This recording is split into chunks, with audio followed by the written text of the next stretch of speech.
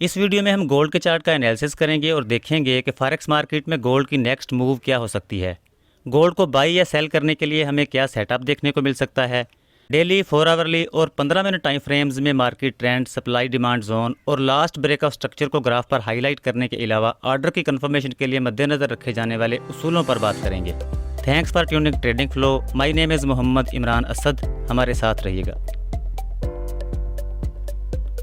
Previous analysis में हमने gold को पुल बैक की सूरत में सप्लाई जोन 1940 से 1943 के एरिया में सेल करने और 1925 से 1915 के लेवल को एज अ टीपी टारगेट करने के बारे में बात की थी, लेकिन मार्केट 1939 के लेवल पर सिर्फ 30% तक पुल बैक लेने के बाद ड्रॉप होना शुरू हुई और हमारे सेकेंड टारगेट टीपी 1915 के लेवल तक जा पहुंची।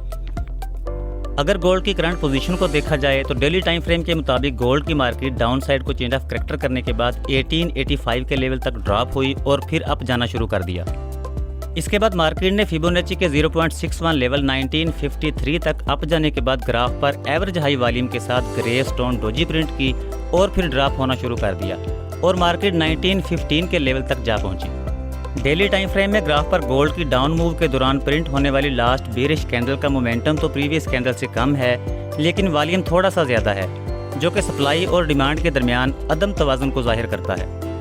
वाइकॉफ थ्योरी के मुताबिक इसका मतलब यह है कि सेलर्स की तरफ से मार्केट को ड्रॉप करने की कोशिश तो ज़्यादा की गई है, यानी कि वॉल्यूम, लेकिन इसका नतीजा यानी मोमेंटम कम है।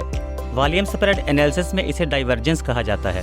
4 आवरली टाइम फ्रेम के मुताबिक गोल्ड की मार्केट ने पहले अपसाइड को ब्रेकअप स्ट्रक्चर किया है और फिर इसके बाद ग्राफ पर अल्ट्रा हाई वॉल्यूम के साथ बेरिश इंगल्फिंग कैंडल प्रिंट करने के बाद ड्रॉप होना शुरू कर दिया और मार्केट 4 आवरली डिमांड जोन 1925 से 1914 के एरिया तक जा पहुंची।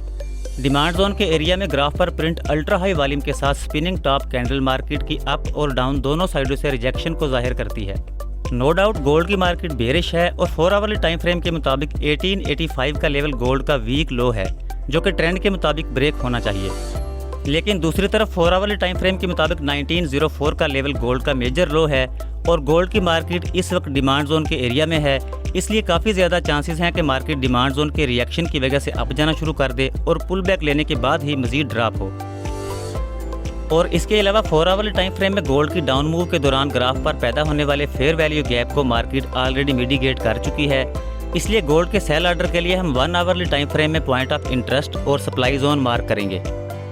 इसलिए बेहतर यही है कि इस लेवल पर गोल्ड के सेल ऑर्डर के लिए डिमांड जोन के रिएक्शन और पुल बैक का वेट किया जाए। 1 आवरली टाइम फ्रेम में हम ग्राफ पर फिबोनाची प्लॉट करेंगे और फिबोनाची के 0.50 से 0.61 के लेवल तक मार्केट के अप जाने के बाद सेल ऑर्डर पोस्ट करेंगे, जो कि 1934 से 1939 के एरिया को कवर करता है और प्रीवियस लो को एज अ टीपी टारगेट करेंगे।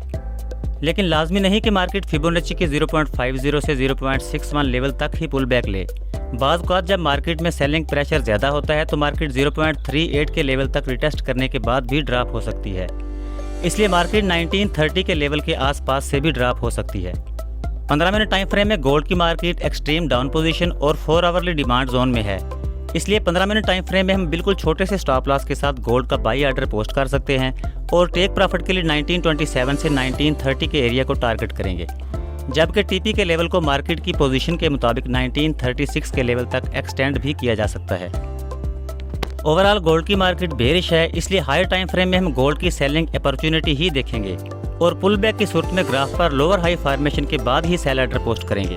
अब तक के लिए इतना ही। फॉरेक्स ट्रेडिंग के बारे में मजीद मालूमाती वीडियोज़ और अपडेट्स के लिए देखते रहिए ट्रेडिंग फ्लो। इजाज़त दीजिए। खुदा हाफिज़।